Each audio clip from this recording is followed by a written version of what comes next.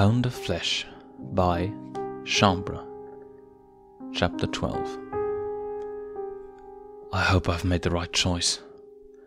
Kovu swam quickly across the river, keeping his chin tilted up and out of the water. He had found a small stretch where his paws couldn't touch the riverbed for only a few tense moments. The water was calm, and he waited to be attacked by a crocodile, and he knew he would be killed if one snuck up on him. But he made it across the river without trouble. When he made it to the other side and stood on his mother's land, he shook out his wet fur and the lower part of his mane.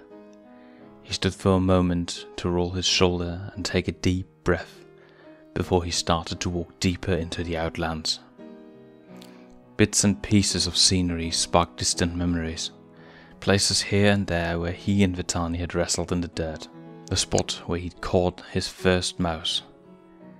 He found what he thought was the gangly tree that Sira had made him stay in one night as punishment for letting that same little mouse go free, and he saw the land. How couldn't he? There was nothing but land, as barren as it was. Dust swirled up, assaulting his face and getting caught on his damp fur, turning it from dark brown to ashen grey. The outlands was no place for a pride to survive, and between the land and the sky he felt insignificant. He strode at a quick but careful gait and walked until he found his way home to Zira's fortress. Nobody was outside from what he could tell. It was too hot that time of day. The dirt under his paws made his pads sting. The mouth of the den was just in sight. "Mother won't be happy you hesitated, Kovu." Kovu flinched when he heard Vitani's voice behind him. He looked over his shoulder and he had the feeling that she had followed him. She had the ability to do so without him knowing. "I've come to speak with her, that's it," he said. Vitani smirked and came to his side. Her red-rimmed eyes and heavy face made him wonder if she had been out in the heat for hours. "You know, that's not really just it," she murmured hoarsely. Kovu ground his teeth. "I know." They walked together to the den entrance, where Vitani told him to wait for a moment. "I'll tell her you're here." He nodded. Once Vitani was out of sight, he heaved a shaky breath. Standing there, his mind drifted to his family at Pride Rock. He imagined that many of the lionesses were napping peacefully under shady trees, while he was about to speak to the leader of the outsiders. "She's ready for you." Kovu jumped up at Vitani's voice. She chuckled. "Scared, Kovu?" He frowned. "No, I'm here, aren't I?" Vitani's smirk widened so that he could see just her back teeth. She rolled her eyes. "This way." She turned and led the way into the much cooler, stuffy den. The hum of the termites moving through the packed dirt walls around Kovu made his skin crawl. He knew it was his cupboard home as he breathed in the mouldy, dank air, but his body ached for the clear air of the Pride Lands. He followed close behind Vitani. He struggled to adjust to the dim light as the narrow passages from the entrance widened into a small cavern. In the middle of the room, surrounded by scarred-up, ragged, furred lionesses, sat one lean lioness, who was perched on a rock seat above them. A ray of light shone down on her head. "Hello, my son. Please, sit down."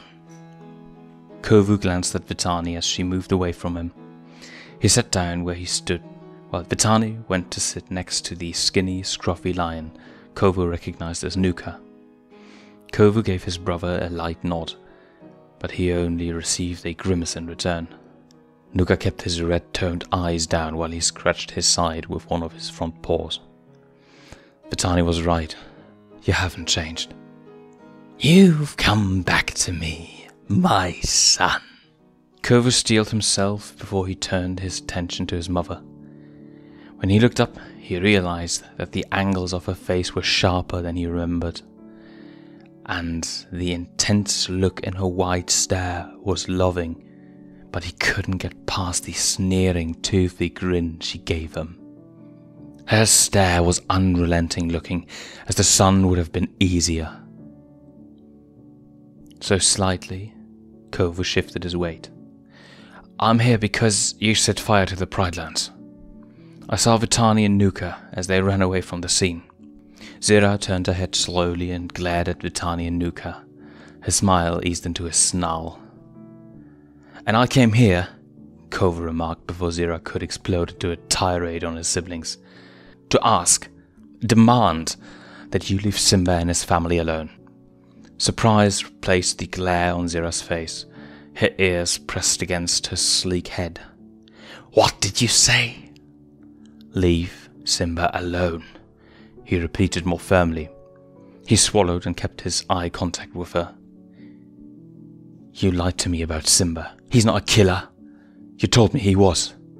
He's understanding, and Zira scoffed. And then her scoff turned into a laugh that filled the den. The other lionesses laughed as well. With a quick glance at his siblings, Kovu saw that although Nuka was sniggering to himself, Vitani did nothing more than smirk. Kovu lashed his tail. His lip twitched as he pushed his shoulders back and lifted his head. He hadn't expected any less from them. But the humiliation that made his face flush, the cruel grating of their laughter that drilled into his ears, made waiting for them to stop painful. All right, enough, Zira snapped, and the den was quiet again. Kovu's stomach clenched, and a shiver ran down his back. I was mistaken coming here. Vitani told me about you, Zira said. She looked down at her paws, shame suddenly pulling her features long. I didn't believe her. Zira shook her head slowly. Of course now. I see it. And I knew. She continued, looking up again. I knew the fire would bring you here to me, my son. I should not have come here. Zira jumped down from her perch and took a few slow steps towards him. Kovu, you have fallen for Simba's tricks. She raised a paw and quickly tapped him on the forehead. Kovu ducked away and frowned, but remained sitting. He's gotten inside your head, Zira said sternly. He lives firmly in his own reality. You've bought into it, but with a little help, I'll make you see him again for what he is. My head is fine. Why'd you trust your enemy to take me home with him? Kovu blurted. You risked my life, and I know you told everyone here that he just took me while you hid in the grass. Did you not want them to know that you gave me to him? Offered me up like a piece of meat? And you wouldn't have let me go with him if you didn't know he was capable of mercy. Kovu. Can't you see? Zira's muzzle tightened into a wide grin. I know you must see. I thought you were smart enough to see when you didn't run home to me. You were brave and stayed. Didn't you see the possibilities? See the opportunity right in front of you? Look at you. You've grown strong. I let you go so you could earn Simba's trust and grow strong in a land better than ours. I couldn't give you what you needed, and I knew Scar would keep you safe. I don't think anyone here doubts that he did keep you safe. I thought you were strong enough to remember who you are and where you came from. You forgot Simba exiled us. He exiled us here to die. And when you and Vitani were barely a month old nonetheless. He scowled. You didn't have to leave the Pride Lands. We would have been safe, he shook his head. Simba isn't as bad as you claimed. He's shown me nothing but kindness. I don't care about Scar. He was the killer. He committed regicide. Is that what Simba told you? The truth is, you were born to fulfill your destiny. That is why you are on this planet. Zera's face hardened. You've grown up, and Simba knows it. When he sees your eyes, it's as if his uncle has come back from the grave. It is now time to take Simba's place as king. No, Kovu narrowed his eyes. Never in the way you want me to. Do it for your family. You're not my family. You gave me up, and you have lied to me. Why won't you accept that Scar was only the hero in his own mind? Simba could let this go, and so can you. Zera shook her head, her lip twitching. You're a fool to believe that he would. Kovu, you're weak and have fallen for Simba's tricks. I expected too much of you. Her upper lip curled. You can turn your back on us, but you live with an enemy that will never accept you for what you are. An outsider, through and through. You are not them. Simba deserves to die for what he has done to us. Every eye looked on Kovu as he stared at Zera. Really looked. He could hardly believe that she was really in front of him, and had actually spoken those words. She was bristling. She expected him to do what she wanted without question, to forget the time he'd spent in the Pride Lands. Her words made her monstrous and twisted, and she was still his mother. He tried to keep his face from contorting in disgust at the thought of him coming from her body and sharing common blood. Zera began to smile again. Kovu was then aware of how closed in he was. How easy it would be for Zera to keep him there if she wanted. He started to back away. He waited for Vitani, Nuka, and the other outsiders to converge, to block the only exit.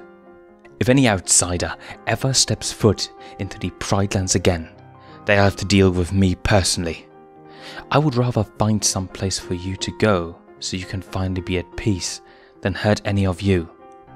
But I won't be afraid to act if that's what you want. Zera smirked. Oh, Kovu, Kovu. You have no idea what you're up against. Really. I can see the seeds of doubt growing in your head. Kovu lashed his tail. He glanced over his shoulders and found the exit clear. I made up my mind when you set that fire and put Kiara and me in danger. Zera's smirk widened. Then, with a jerk of her head at her lionesses, she said, Block the exit. Kovu's throat tightened. His heart pounded sharply when 5 sneering lionesses moved and blocked the exit behind him. He spun around to face them before 3 of the lionesses started to advance towards him. He stood his ground until they snapped at him. One lioness sticking her fangs into his foreleg. He realized that they were pushing him along, further into Zera's den. Zera chuckled. Do not struggle. I'll never mean you harm.